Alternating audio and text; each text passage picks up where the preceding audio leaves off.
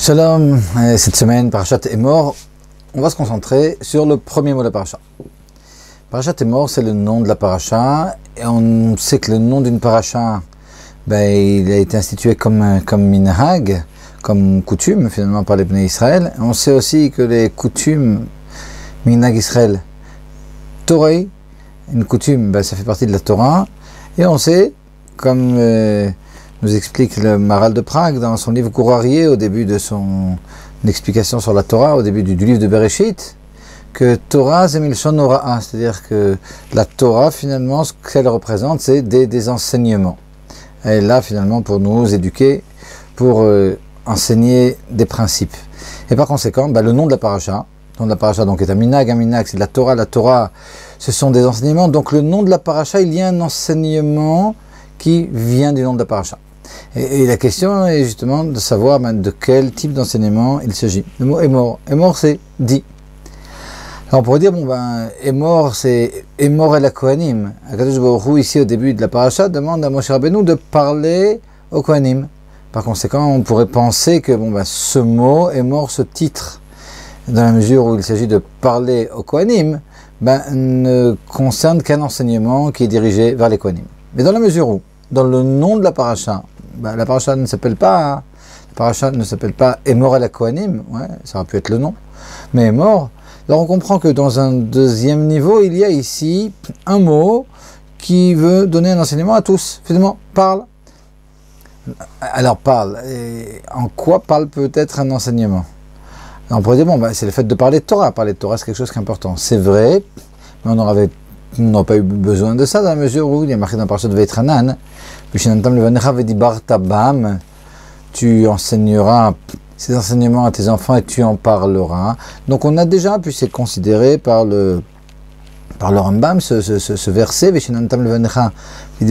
comme l'une des 613 mitzvot, la mitzvah 11 dans son livre Sefer Mitzvot. Par conséquent, on comprend qu'Emor c'est un autre enseignement. Il ne s'agit pas du fait de nous convaincre et de l'importance de parler de Torah, parce que ça c'est une mitzvah en soi. Donc on reste encore sur notre fin. Et Emor parle. Et il y a ici un enseignement. De quel genre de parole s'agit-il? C'est ce que l'on doit définir. Et c'est d'autant plus étrange qu'à côté de ça, on nous entraîne d'Afka et de ne pas parler beaucoup. Dans Pirkei Avot, dans le premier chapitre, alors on nous dit Emor me'at v'aseh, parle peu et agit beaucoup. Ou bien Lo matziti laguf tov mishtika, je n'ai rien trouvé d'Ilan des Tanaïm pour le corps, quelque chose de meilleur que le fait de se taire. Donc finalement, le fait de parler, alors on a parlé des enseignements de Torah, mais c'est pas de ça qu'il s'agit. Et donc si ce n'est pas de la Torah, en général, on nous dit, tu sais quoi, si c'est pas pour parler de Torah, il vaut mieux que tu te taises. Donc ici, on a un mot, Emor, qui ne parle pas d'enseignement de Torah, et qui signifie qu'il faut que l'on parle. Il y a un enseignement là-dedans, et alors on voudrait comprendre de quoi il s'agit, parce qu'en général, quand il ne s'agit pas de Torah, on nous pousse pas à parler, au contraire, on nous pousse à être avare de mots, à parler un minimum. Donc, de quel genre de parole il s'agit ici? C'est ce qu'il faudrait comprendre. Il faut savoir que lorsque l'on se pose une question sur la signification profonde des choses dans l'un des versets de la Torah, l'adresse est souvent le Midrash. Le Midrash, par des histoires, il nous explique finalement des choses qui sont très profondes. Et lorsque l'on regarde le Midrash Rabbah sur ce verset, alors le Midrash Rabbah il nous rapporte un verset de Teilim dans le 12e Teilim qui nous dit Imrot Hashem Amarot Teorot, les paroles d'Akadosh Baruch Hu, ce sont des paroles pures. Et le Midrash nous explique, oui, en effet, les paroles d'Akadosh Baruch Hu sont pures, parce que tu prends les paroles de n'importe qui d'autre, les paroles d'un roi même, ces paroles peuvent être accomplies comme peuvent ne pas être accomplies, et quand bien même il s'agirait d'un roi qui est droit, mais aujourd'hui il est là, puis demain il ne sera peut-être plus là, et donc il ne pourra peut-être pas accomplir tous les engagements qu'il avait pris sur lui. Alors qu'Akadosh Baruch Hu qui est Nitzrek, Akadosh Baruch Hu qui est éternel, les paroles d'Akadosh Baruch Hu sont pures, les paroles d'Akadosh Baruch Hu seront nécessairement accomplies. Alors on sait que les Bnei Israël, ils ressemblent à Kadosh Baruch Hu, dans la mesure où Vamer Kulam Tzadikim, le peuple d'Israël c'est un peuple de Tzadikim, les Tzadikim, on sait qu'ils ressemblent au Créateur, par conséquent, on comprend que chez les Bnei Israël, chez les enfants d'Israël, il y a aussi, en petit peut-être, mais il y a aussi cette idée d'imrot, théorot, de paroles qui sont pures, et c'est donc de ces paroles que l'on parle quand l'on dit est mort, mais alors de quel type de paroles il s'agit ici? Quelles sont les paroles pures dont le Midrash veut parler? Alors pour savoir, il suffit de continuer la suite du Midrash et puis on comprend. Parce qu'à la suite, le Midrash nous parle des enfants qui vivaient à l'époque de David Améler. Et le Midrash nous dit, à l'époque du roi David, il y avait des enfants tout à fait exceptionnels en Israël, des enfants qui savaient pour chaque sujet de Torah, trouver 49 bonnes raisons de rendre la chose permise, 49 bonnes raisons de l'interdire, 49 bonnes raisons de comprendre qu'un sujet était impur, et 49 bonnes raisons de comprendre que ce même sujet était pur. Donc il savait finalement faire des acrobaties dans la Torah, puis finalement à la fin même trancher, à tel point que David Améler avait pris sur lui de prier pour que Kadosh Baruch Hu garde ces jeunes et protège leur Torah. Et pourtant, nous dit le Midrash, lorsque ces jeunes allaient en guerre, à l'époque de David Améler, les gens qui étaient raffinés, justement, étaient ceux qui étaient choisis pour aller en guerre. Ces pauvres Bachorim, ces pauvres jeunes, mouraient à la guerre, et puis le Midrash nous dit, et pourquoi? Parce qu'ils étaient médisants. Donc finalement, ils faisaient du Lashon Hara, et puis ce Lashon Hara faisait que malgré toute leur érudition, ils tombaient à la guerre. Alors on comprend que si la mauvaise parole dont l'on parle ici, c'est la médisance, par conséquent, la bonne parole, les imrot tehorot, qu'il peut y avoir chez les Bnei Israël qui ressembleraient aux paroles pures d'Akadosh Baruch Hu, finalement, c'est les paroles d'éloge de son prochain. Et c'est forcé de faire l'éloge de son prochain. On comprend que c'est de ça qu'il s'agit ici. Lorsque l'on dit « est mort », le nom de la paracha, alors encore une fois, on ne parle pas ici maintenant du pshat, de la première compréhension des mots, où on parle exclusivement de choses qui doivent être transmises au niveau de la halakha, au Kohanim et mort à la Kohanim. Mais on parle maintenant du message qui est contenu dans le titre de la paracha, le titre de la paracha qui est de la Torah, et le titre de la paracha qui se concentre en un mot, le mot est mort, parle. Alors on a dit il ne s'agit pas de parler de Torah, parler de quelque chose qui n'est pas de la Torah, c'est quelque chose qui est assez exclu chez nos sages. Alors de quoi il s'agit? Il s'agit de quelque chose d'intermédiaire, le fait de, finalement, le contraire de la mauvaise parole, qui est le fait de faire l'éloge de son prochain. Et pourquoi cette chose-là, elle est tellement importante, et puis comment ça fonctionne, et c'est ce que j'aimerais qu'on comprenne. Alors pour comprendre, on va lire une halakha chez le Rambam, dans Ilchot Deot, et au 5e chapitre, la halakha 7. Et là-bas, le Rambam nous parle des érudits, de leur façon de parler, et nous dit quelque chose qui est surprenant dans l'ordre emprunté par le Rambam. Le Rambam nous dit comme ça. Le Rambam nous dit les érudits, ils parlent en bien de leur prochain, sans rappeler aucunement leurs défauts. Alors a priori, le Rambam aurait dû dire, d'abord, que les érudits ne font pas d'Lashon Hara, puis ne rappellent pas les défauts de leurs amis, puis après, et plus que ça, ils parlent même en bien. Mais le fait qu'ils nous disent qu'ils parlent en bien de leurs amis sans rappeler leurs défauts, ça nous fait comprendre qu'il y a un ordre ici qui est important. Et finalement, l'idée, c'est de nous dire, alors c'est entre les lignes de le Rambam, que le fait de parler en bien de leurs amis, cette chose-là, elle entraîne que leurs défauts finalement sont inexistants. C'est-à-dire que quelque part, alors la parole, et c'est ce qu'on va essayer de voir ici dans toutes sortes d'exemples, mais la parole c'est quelque chose qui construit. C'est-à-dire que lorsque l'on parle de faire l'éloge de son ami, c'est pas juste comme ça, c'est sympa, c'est la Vat Israël, et puis ça c'est vrai, mais l'idée ici elle est beaucoup plus grande. L'idée ici, d'abord celle du Rambam, qui parle des Talmidei Chachamim, qui font l'éloge de leurs amis et qui ne rappellent pas leurs défauts, ils ne rappellent pas leurs défauts, parce qu'après qu'ils aient fait l'éloge de leurs amis, ils avaient beau avoir des défauts, ces 10 amis. Mais après que les Chachamim aient dit l'éloge de leurs amis, ces défauts finalement ont disparu de façon magique. Alors comment ça fonctionne exactement? Alors là aussi, pour comprendre comment ça fonctionne, on va parler d'un autre sujet, puis à partir de là, on va comprendre. Et on saute à autre chose. Le Talmud, dans le traité de Harachin, il nous parle du Lashon Hara. Il nous parle du Lashon Hara, et il nous dit que le Lashon Hara, il tue 3 personnes. Alors, celle qui médit, celle qui écoute, et puis celle sur laquelle on parle. On pourrait se poser la question, bon, ben, celle qui médit, ben, c'est vrai, il fait une avéra. Hein, il fait quelque chose qui est interdit, il fait une faute, donc c'est normal que finalement ça le tue d'une façon ou d'une autre. Celui qui écoute aussi, il est en train de fauter, par conséquent on peut comprendre que ça le tue. Mais en quoi le fait de faire du Lashon Hara, ça tue la personne sur laquelle on parle? Le pauvre, il n'a pas fait de avéra, on parle de lui en mal, donc en quoi il doit être concerné par cette faute finalement? L'idée d'abord, il faut savoir que lorsque l'on parle de Lashon Hara, il ne s'agit pas de Hotzat Shemra. Hotzat Shemra, c'est le fait d'inventer complètement quelque chose qui est mauvais sur son voisin, quelque chose qui était inexistant en réalité, et puis finalement on l'a inventé. Lorsque l'on parle de Lashon Hara, on sait dans la halakha que c'est quelque chose qui est vrai. C'est-à-dire qu'on est en train de médire, on est en train de parler de son voisin, on est en train de divulguer quelque chose qui était caché. Alors il avait un défaut, il avait fait quelque chose qui était mauvais mais qui n'était pas connu. Et puis à partir du moment où on va faire donc ce Lashon Hara, on va rendre la chose publique finalement. Et l'idée ici, en quoi mettre le Lashon Hara, il va tuer la personne sur laquelle on est en train de parler. L'idée est que ce mal, il y a réellement un mal, puisqu'on a dit que le Lashon Hara, c'était pas quelque chose qui était faux. Donc, on est en train de faire du Lashon Hara sur quelqu'un. Cette personne-là, donc, a eu une mauvaise action, a eu une mauvaise parole. Il y a quelque chose de mauvais, il y a un mal qui existe, certes, qui est caché, mais qui existe. Et lorsque l'on va maintenant divulguer ce mal, lorsque l'on va donner de l'importance, lorsque l'on va prendre ce mal qui était dans un monde caché, puis on va maintenant le divulguer, on va l'extérioriser, on va le concrétiser. Et ce mal, finalement, il va prendre de l'importance et nous, on l'a fait passer d'un monde caché ou bien même d'une idée presque.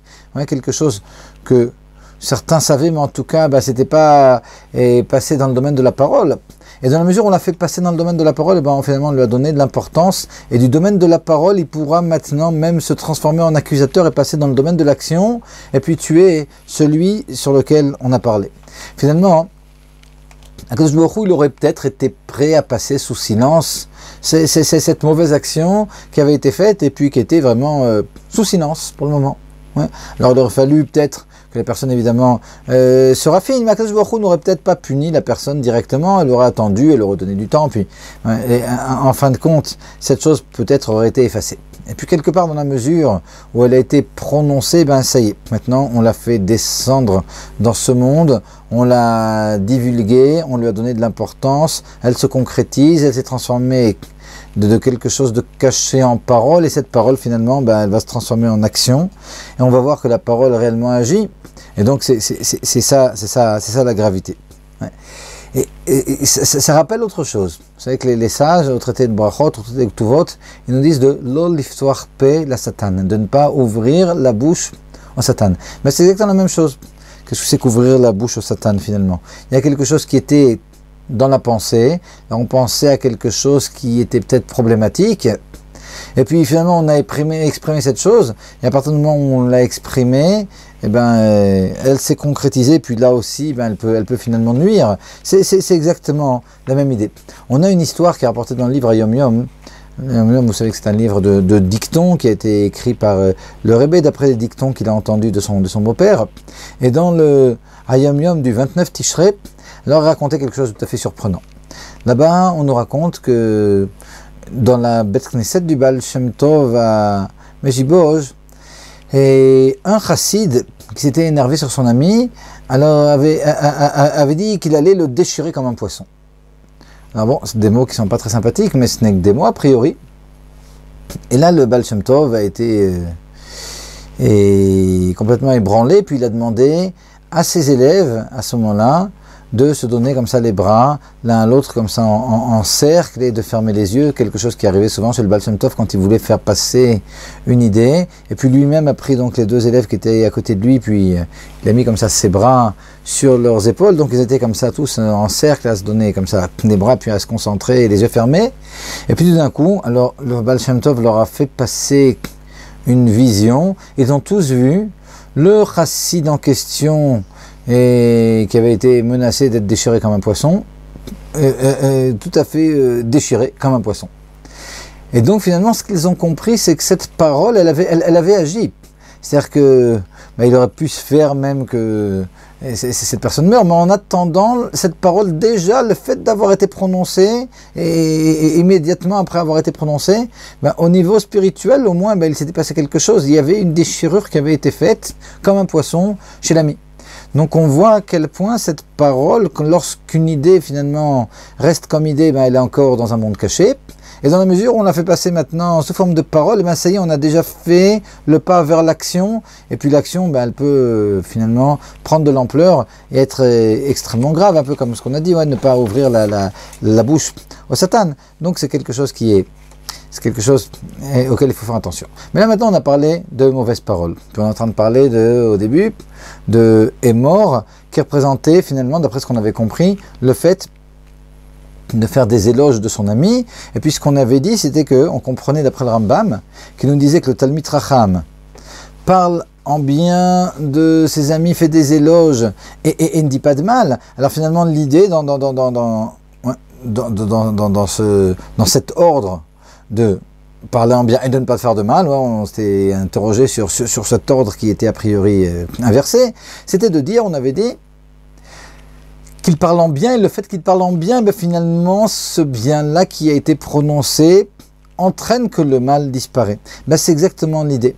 C'est exactement l'idée, parce que vous savez que nos sages nous disent au traité Sota que Midat Tova Meruba, mais Midat pour un autre.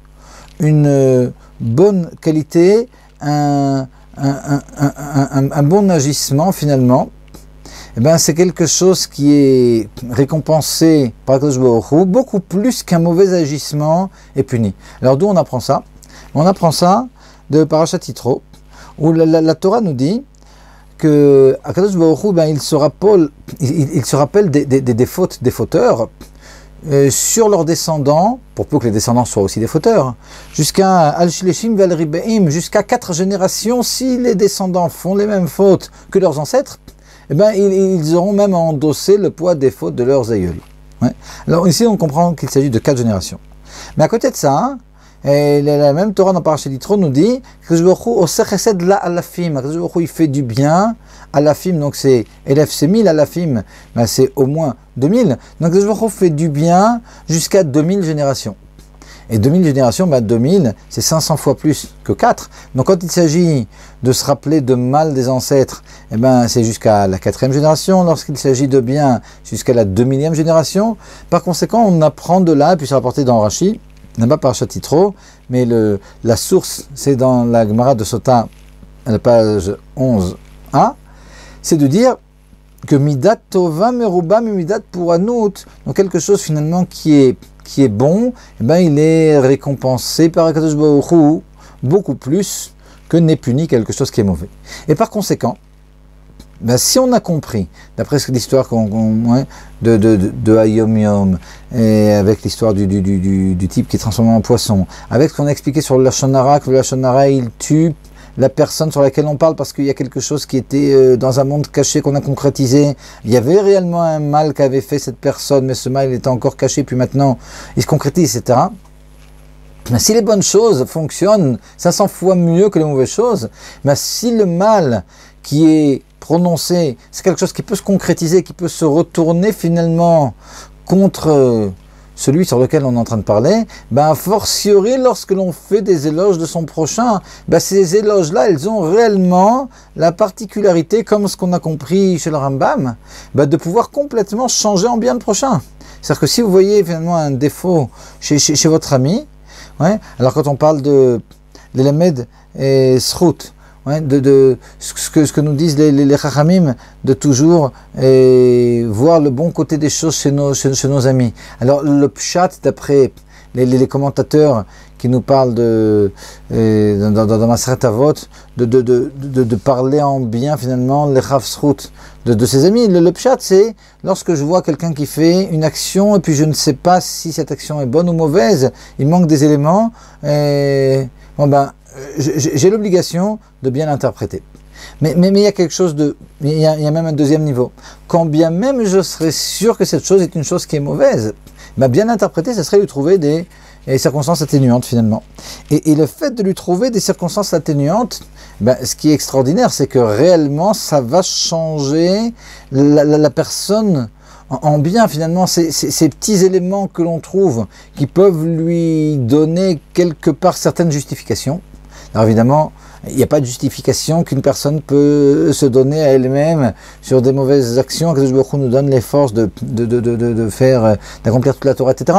Mais malgré tout, quand il s'agit de ses amis, eh ben, on doit être encore plus positif que pour soi-même. Et par conséquent, ben, trouver des bonnes circonstances atténuantes à ses amis, ben, c'est quelque chose qui est important. Et donc ces bonnes paroles positives sur le prochain, ben, elles vont renforcer, elles vont concrétiser finalement les qualités du prochain jusqu'à finalement ben, faire disparaître ses défauts. C'est ce que le Rambam voulait nous dire. Et donc c'est ça finalement le message de Emor, habitue-toi à faire des éloges de ton voisin, de ton ami, habitue-toi à parler de façon positive, à bien interpréter finalement ses actions. Et cette chose-là, elle est extraordinaire. En passant, et cette concrétisation des choses en passant par la parole, c'est quelque chose qui existe à tout niveau, pas uniquement au niveau d'éloges.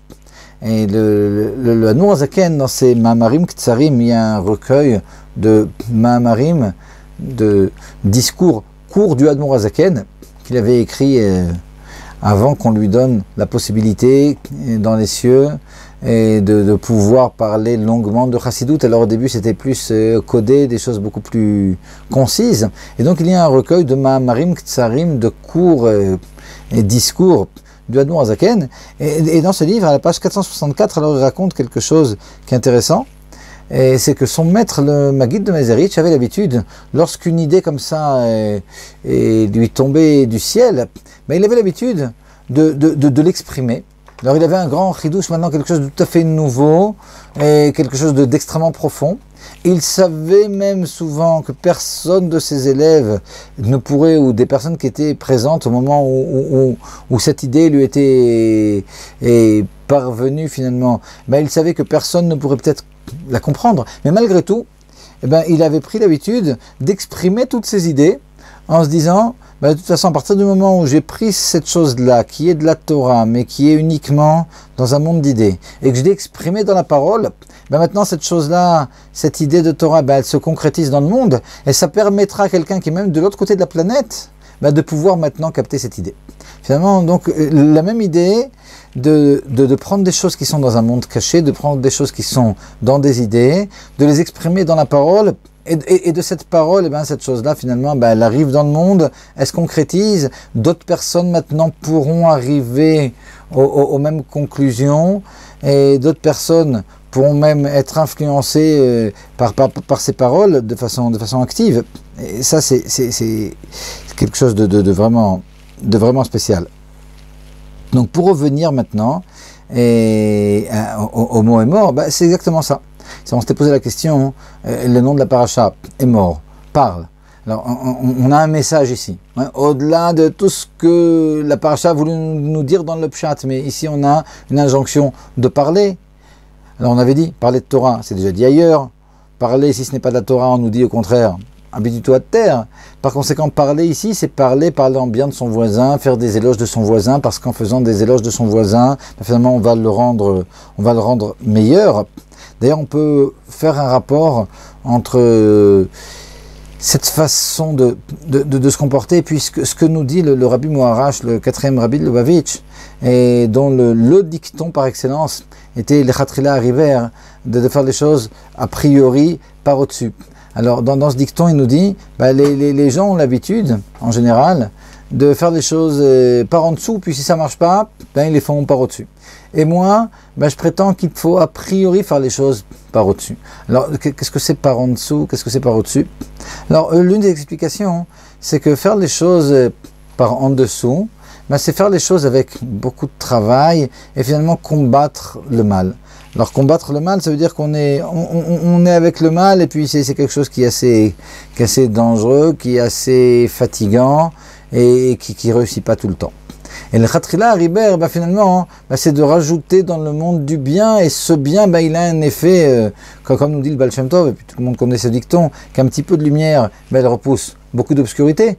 Ça c'est le Khatrila Riber, et ça c'est finalement l'enseignement, est mort, parle